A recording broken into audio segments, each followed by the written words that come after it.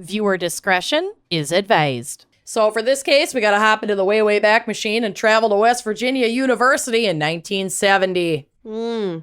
It was January 18th when friends and freshman classmates, I don't think they were roommates, but they did live in the same dorm building. Marid Malaric and Karen Farrell ventured into downtown Morgantown, West Virginia.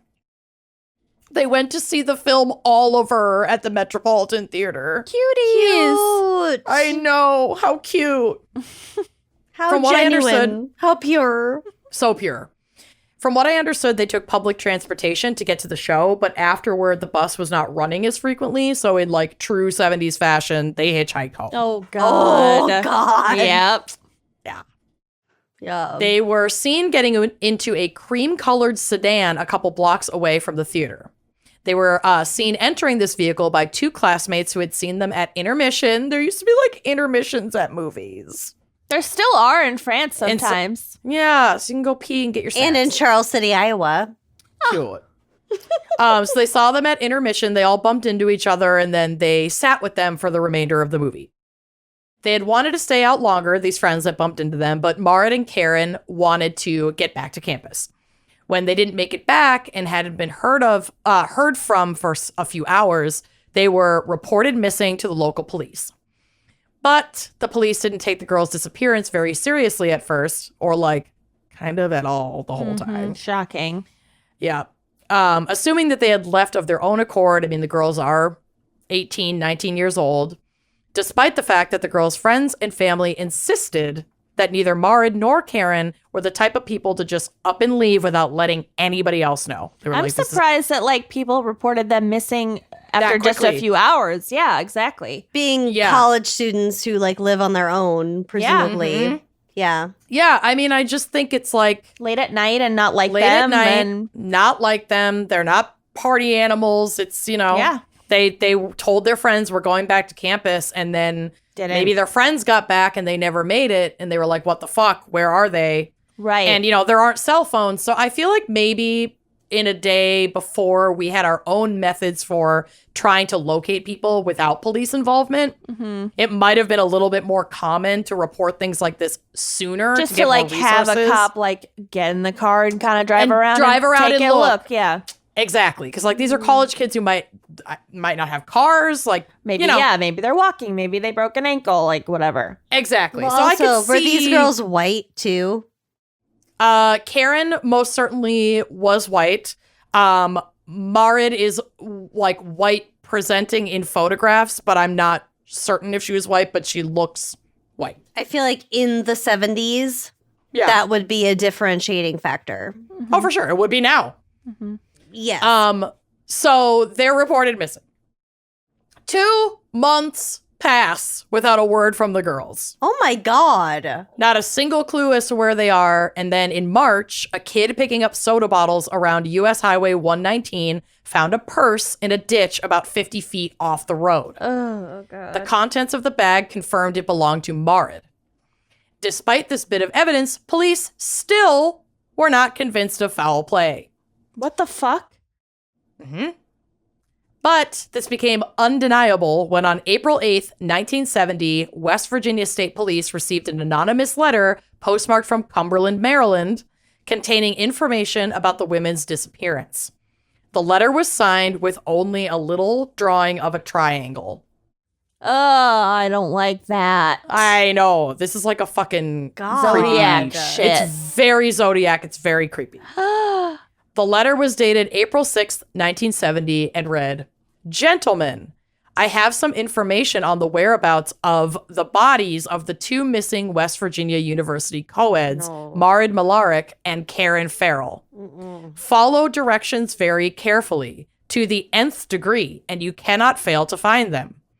Proceed 25 miles directly south from the southern line of Morgantown. This will bring you to a wooded forest land. Enter into the forest exactly 1 mile. There are the bodies. 25 plus 1 equals 26 miles total. Will reveal myself when the bodies are located. Sincerely, Triangle." The fuck? Yeah. So gross. No. So, hoping to get some information from the community, this letter was published in the newspaper the next day. Within 24 hours of publishing the letter, another letter arrived. And it reads as such. Gentlemen, I saw the article in this morning's newspaper concerning my previous letter on the missing 2 Coeds. If you reread my first letter carefully, you will see the directions were specific, direct south from the city, meaning the southern limit of Morgantown, West Virginia. Straight south 25 miles, you will come to a forest woodland. Enter in 1 mile south. Fanning out, you will locate the bodies of the girls covered over with brush. Look carefully. The animals are now on the move. Do trust this will help you out with exact location. Will still identify myself when bodies are located. Sincerely, Triangle. So there's something about the shape of like the southern line and the 25 miles and then the 1 mile. Maybe. Or is he giving them basically the same directions in 2 different like ways of saying it? Yeah, he's trying to reiterate. Repeating, yeah. Yep. Yeah. Mm-hmm. So I just meant like the 25 plus 1 is 26, and from the southern line of this, and then I don't know. It's very geometric. It seems specific, but it's actually quite vague, and we will get to it. Mm-hmm. Okay.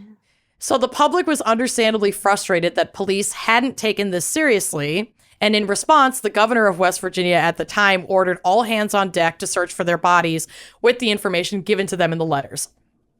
Because the letters were a little bit polarizing, where police were like, I think this is bullshit. We're not going to waste resources on this. They didn't want to mount a full-scale search, and the public was like, fuck that. What the fuck? And then the governor was like, just fucking do it. If the police didn't do it, then I feel like the public would have, so. Yep. There would have been an uproar of some kind. Mm-hmm. Exactly. So this was a bit easier said than done, as some directions that are given in these letters are vague. There is no distinct, quote, southern line of Morgantown from which to start. And the vast majority of West Virginia, as we've covered, is heavily wooded, leaving a lot of ground to cover. Mm-hmm. So, like, if you say there's woods 25 miles south of Morgantown, it's like, yeah. No shit. There's probably woods there are. 2 miles south of Morgantown. Literally, yes. Surrounding Morgantown. Right. So this search for their bodies was unsuccessful based on the information given in the letters.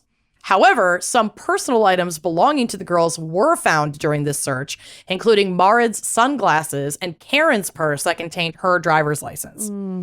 These items were found scattered about 70 feet away from a stretch of that, like, Highway 119, which told investigators that whoever dumped them here couldn't have thrown them that far from the window of a moving car and had gotten out and chosen the area to scatter the belongings. Creepy. But still, no bodies. The search continued, expanding far beyond the vague boundaries of the mysterious letters. And finally, on April 16th, 1970, so about almost 3 months to the day from when they were last seen, their bodies were discovered in shallow graves not 26 miles south of Morgantown, but rather about 11 miles south. Both of the girls were missing their heads. Oh. Yeah. Okay. Oh, no. It's bad. God. Shortly after the bodies were found, Triangle kept their promise to send more information, but not reveal who they were. 2 more letters would arrive, one to the police and one, disgustingly, to Marid's parents. Ugh. This time giving information on the location of their heads. God. The letter to police was dated April 21st, 1970, and read, quote, "The heads can be found from the position of the bodies by striking out 10 degrees southwest for the first head." What the fuck is this? The fucking Boy Scouts? Yeah, seriously. Enough. And approximately 10 degrees southeast for the second, roughly 1 mile. You are already 7/10 of that mile. They are within the mine entrance. There's like an old mine in that area. If you can call it an entrance, considering its condition. This sounds like a bad math, like a math test. Math teacher. Yeah. It's very, if the two trains are traveling at 10 degrees. Yeah, my brain hates nothing more than If this the body shit. is located at this location, the head is Right. located 10 at degrees 10 degrees southeast. south. 7/10 of that mile. It's painful and I fucking hate it. Ooh. They are buried not over 1 foot in depth. The ones responsible for the murders scattered some of the girls' personal effects over the general area, creating a pattern of confusion, making it difficult for you to pinpoint any exact location. My first 2 letters triggered your intensive search. Don't give up now. Sincerely, Triangle. The fuck? So is Triangle now trying to distance themselves from whoever committed the murders? Maybe. Or at least trying to implicate that there are other parties. Mm-hmm. Oh, I don't like you very much right now. No, I know. I don't like me either. I get it. 1 week later, Marin's parents received a letter from Triangle, and this would be the last one sent. It read, quote, I have sent 3 letters to the Morgantown State Police Department concerning your daughter, Marid, and Karen. The first and second were taken with some seriousness and instituted a search, which was successful in locating 2 bodies, minus the heads, which were needed for other purposes. No! Uh-huh. All of a sudden, the police have been complaining about an error in the mileage stated in my second letter.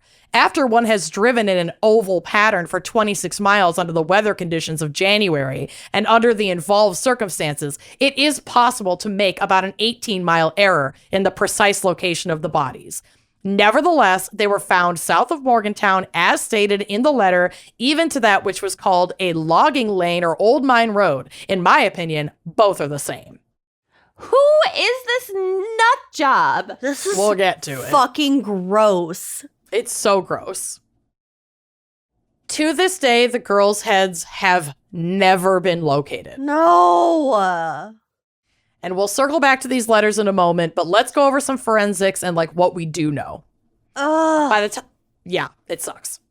By the time Marid and Karen's bodies were found, there had been a great deal of decomposition and animals had indeed gotten to them, which compromised some of the evidence in an already kind of archaic time of evidence collection in the first Well, place. the animals are on the move now. Because this is what year? Like 80? 1970. Oh. Yeah. Because of the state of decomposition, it could not be determined if the women had been sexually assaulted. The hope is that they were not, and there is not evidence to determine they were.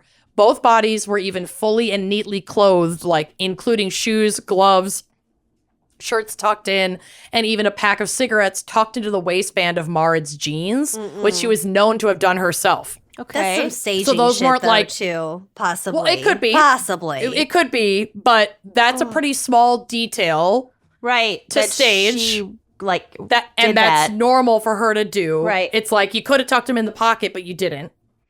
So, you know, it just alluded to the fact that they weren't planted there by the killer. Right.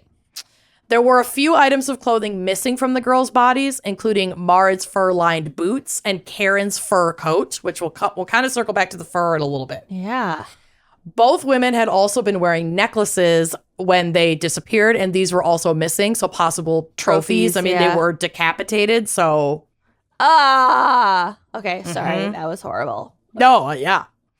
Their clothes were also not bloody, which is a pretty baffling detail and could suggest that they were nude when they were killed, and their clean clothes were put back on for their burial.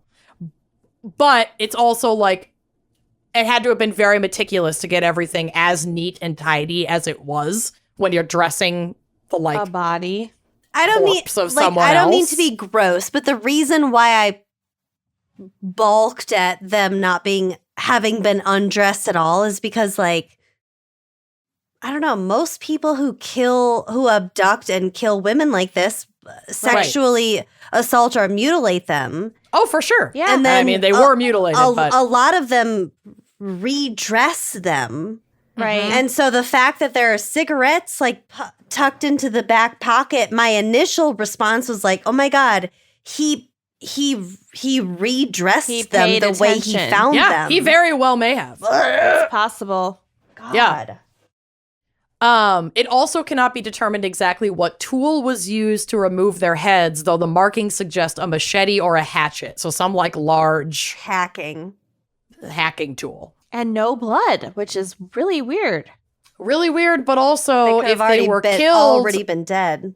If they were killed and then maybe stored or left for a little while, and then that could also be why there wasn't like a bunch of blood all over their clothes. Right. You know, maybe they were killed in a less messy way. Yeah, and then later, after blood flow is like pretty well done, staunched and coagulating, then the heads are removed for, quote, other purposes. Yeah. Or other purposes, including like identification. Could be, yeah. Yeah, dental records. But they did identify them. We've heard of worse reasons for heads to be removed. And I'm hoping it's not that, but God only knows. So the first place to look for a suspect would obviously be in these letters. It was assumed, understandably so, that the killer was behind these letters. A thorough investigation, including handwriting analysis, actually led police to the Psychic Science Church, a small religious cult of the 70s. I was gonna say maybe the letter writer is a amateur psychic who was like, well, 18 miles off isn't that bad, guys, and it was south, and yeah, I mean, that last letter to the parents is very much like a, well, I was right. I was pretty close, and you're welcome. I mean, you're spot on. That's exactly what was going on here. So the cult leader, a man named Reverend Richard Warren Hoover, you're the cult leader, touted himself as a psychic and claimed the information in the letters was provided to him by a spirit during a seance. Oh, God, they're doing a seance. A spirit? A spirit? In reality, he'd made all of it up using bits and pieces of the case that had been revealed in the news and in the community. Ew. 3 individuals were connected to the letters and all cleared of any actual connection to Marit or Karen. But beyond being a fucking sick hoax and unimaginable torture to poor Marit's parents and Karen's parents, but they didn't get a letter, unfucking forgivable. I don't care if you genuinely think you're a psychic and like maybe you are. Fuck off. And I don't care if you think you're helping the... Fuck you. Don't. It's so fucked up. Fucking contact the family that is fucked up. No. This is, like you said, completely unforgivable. Yeah. But even beyond that, police had been so convinced that these letters came from the killer that they had even ruled out other suspects based on handwriting analysis. That's not okay. Nope.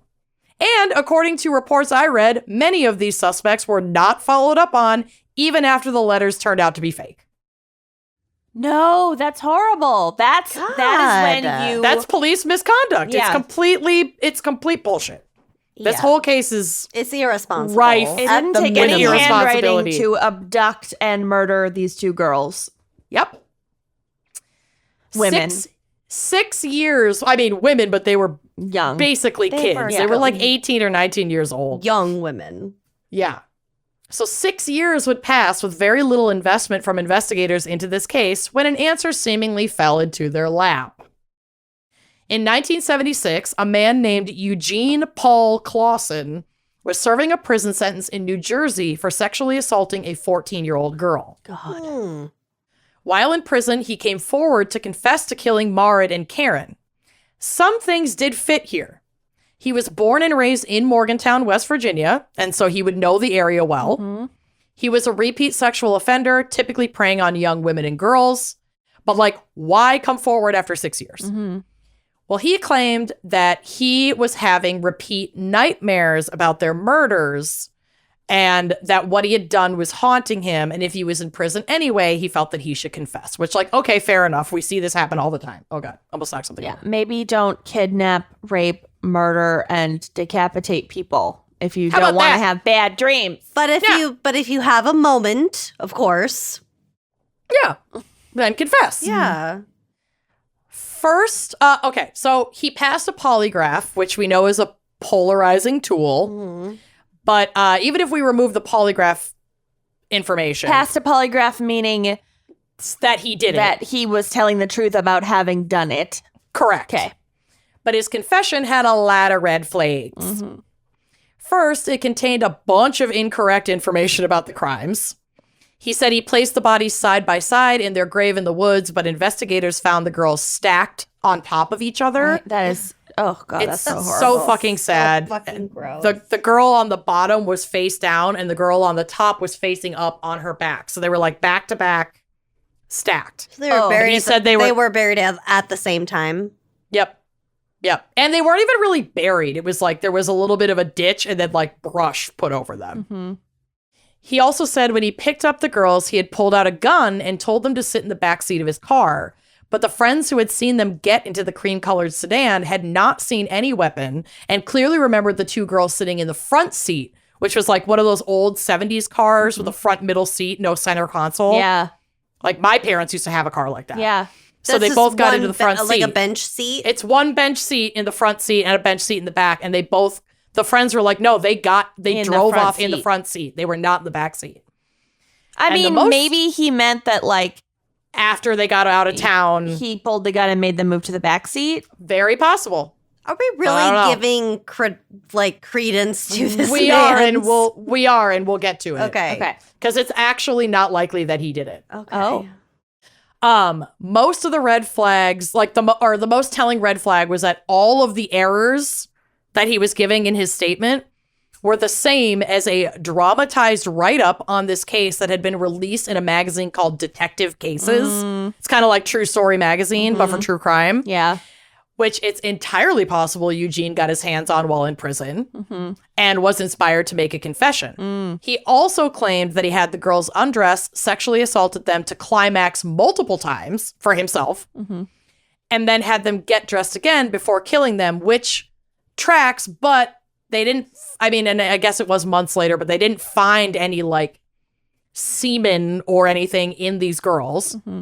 And if that is the case, why were they dressed like exactly how they were last seen? So neatly, down to the cigarettes tucked in Marid's waistband. Like if they had both just been raped, Yeah, their clothes would have been maybe a little more disheveled, right. not so neatly put back on. Right. And why was there no blood on their clothes? Like it's a little weird if they dressed themselves and weren't redressed after being killed. And beyond that, this is like, for me, this is the biggest smoking gun. For him to claim to have climaxed several times is medically like almost impossible for him because Eugene suffered from a chromosomal abnormality called Klinefelter syndrome. And a symptom he had was severe erectile dysfunction. Like he physically could not have performed the act the way that he claimed. So he was essentially fantasizing. That's what it sounds like. And had taken these details from a magazine and then was fantasizing and building himself up, Oh my talking God. about how he was able to climax multiple times. Oh, that's disgusting. Because that's what he would want to have happened in his fantasy. Oh. Oh my God, that is so fucked up. Yeah. Everything So about this is so fucked up. I know, fan picker. So despite all of these inaccuracies and Eugene eventually recanting his confession when everybody was like, wait, he was like, yeah, that's actually not what happened. He proceeded to trial because the cops were like, well, we've got our guy. I hate these cops. Jesus Christ. He was convicted of Marid and Karen's murders in 1977, but that verdict was overturned by the West Virginia Supreme Court because the prosecution was fucking shady. Excuse me, and was found to have made false statements during trial about presented evidence. 3 years later, in 1980, Eugene went back to trial for these murders. This time he testified that he made a false confession in an attempt to be transferred away from the New Jersey prison to West Virginia because he was under the impression that if he got, like, moved because he was convicted of another crime, then he wouldn't have to continue to face the consequences of his charges for the sexual assault in New Jersey. Oh, This like is it just obviously- replaced the previous Right. crime conviction? Yep. This is obviously very stupid logic. That's what happens. Yeah, it's very stupid logic. Confessing to one crime does not erase the Do sentence you of another. think it was for a couple reasons that, like, one, he's from West Virginia, so he wanted to be closer to family to visit him in prison in Could have West been. Virginia if he had anyone to do that? And Could have been. two, if he's in prison in New Jersey for sexually assaulting a child, maybe he's not that popular in prison. Right. And so if he gets moved to West Virginia for murders of 2 technically adults, Could be. maybe he wouldn't be like as targeted in prison. Could be, Maybe. Could be both. I mean, if that was his motive, he certainly didn't say that. Right. And he also, like, tested below 70 in IQ. Yeah. So he was, like, not... Maybe not thinking through all of the he just got yeah. something in his mind and went for it. Yep. Okay. So it was looking less and less likely that he was actually the culprit of this crime. And this was still in the before times when it comes to forensic evidence. Mm-hmm. But the jury still convicted him in this second trial, and he died in prison in 2009 while serving his sentence. Oh my God. Hey. Yep. But looking back on this case with a more advanced understanding of forensic evidence, many professionals believe that Eugene was not the killer. There needs to be more awareness in the community, in the jury pool across the country of false confessions. False confessions. There's a really good,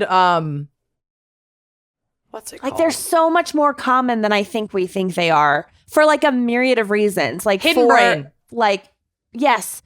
There's like a really good Hidden Brain episode about police coercion, it. false confessions, and then also just like wackadoo false confessions. Oh, yeah. Very common.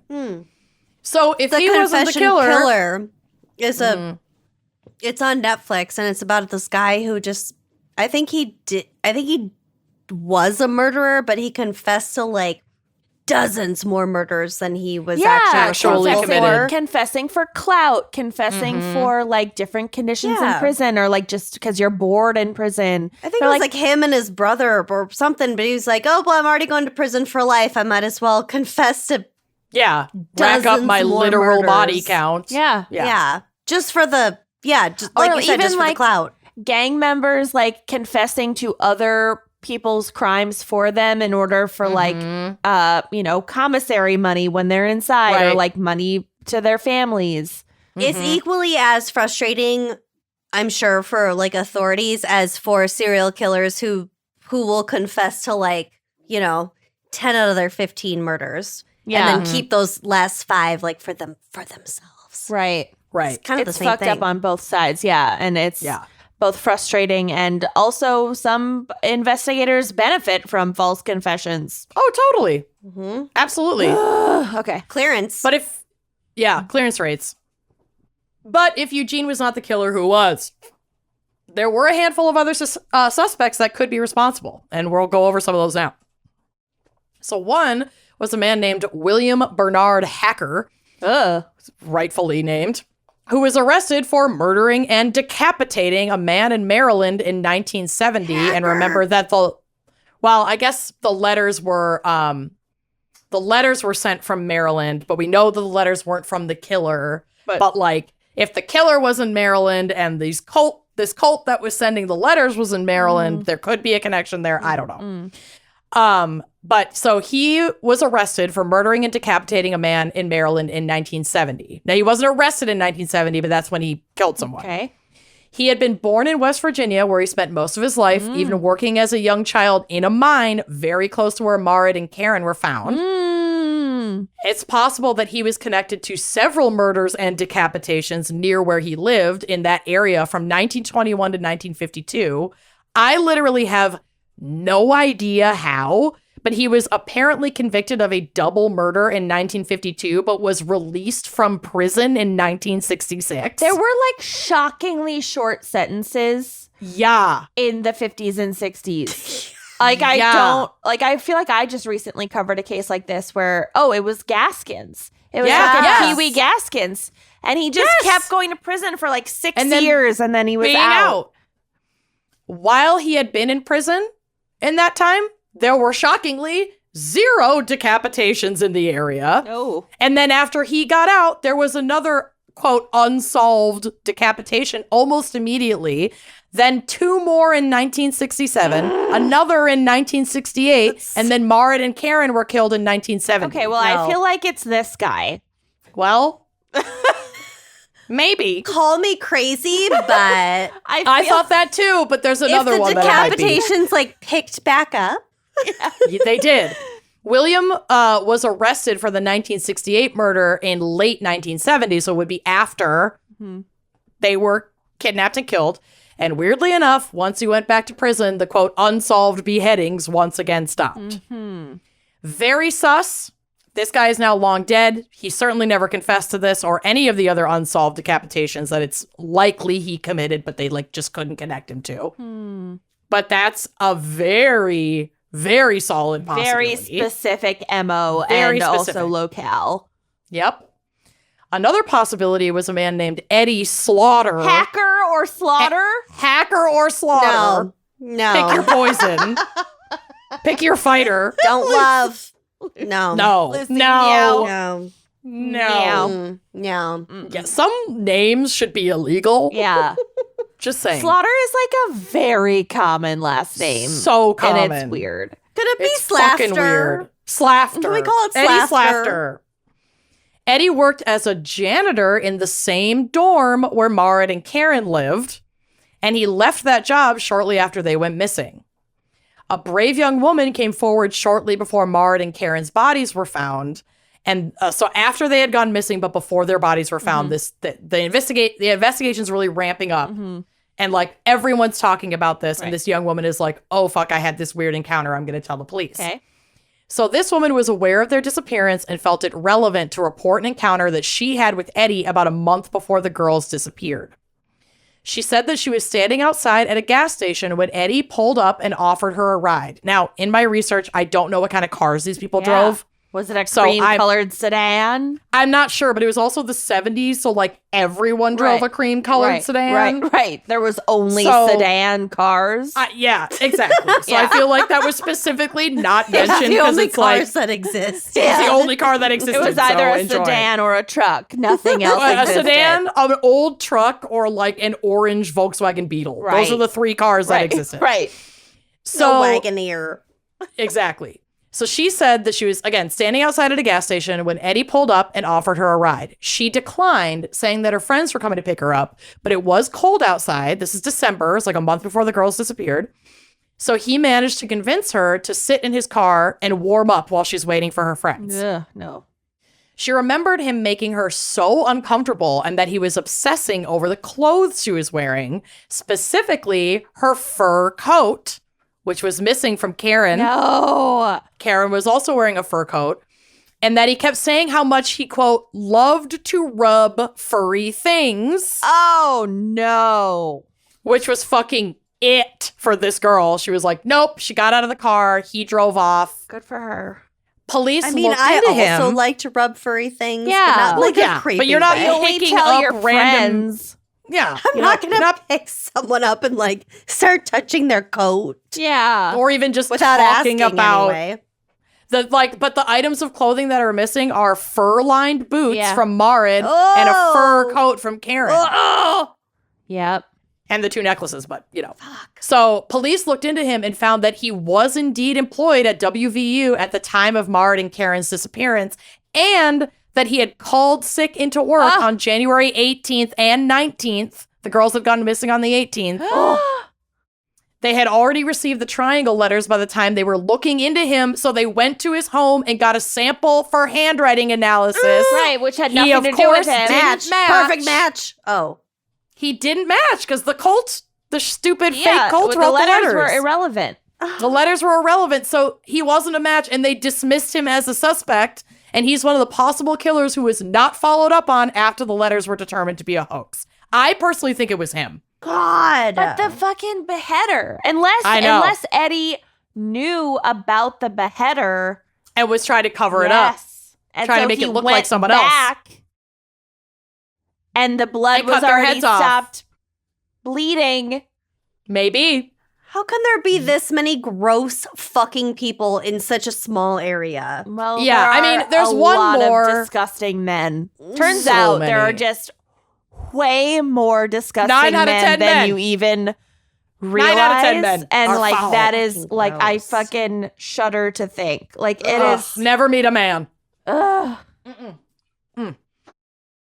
There was also a serial killer active in that area around that time. The 70s of were course. incredible.